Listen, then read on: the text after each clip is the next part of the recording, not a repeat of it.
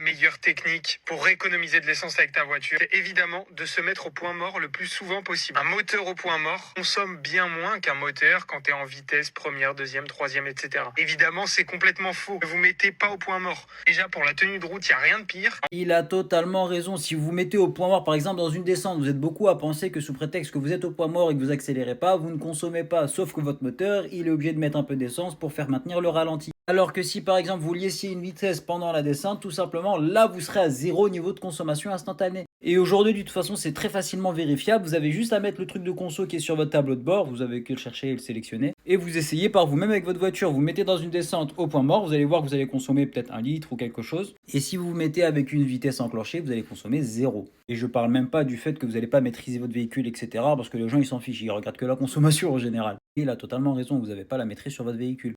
Rassurez-moi quand même, vous êtes au courant du glitch pour avoir le code du premier coup. Attends, je vais vous expliquer tout ça. Première astuce, c'est de réviser au bon endroit. Arrête les séries YouTube, les séries cheloues. Ça, c'est nul, oublie. Fais ça plutôt, tu vas pouvoir réviser avec des questions officielles, les mêmes que le jour de l'examen là.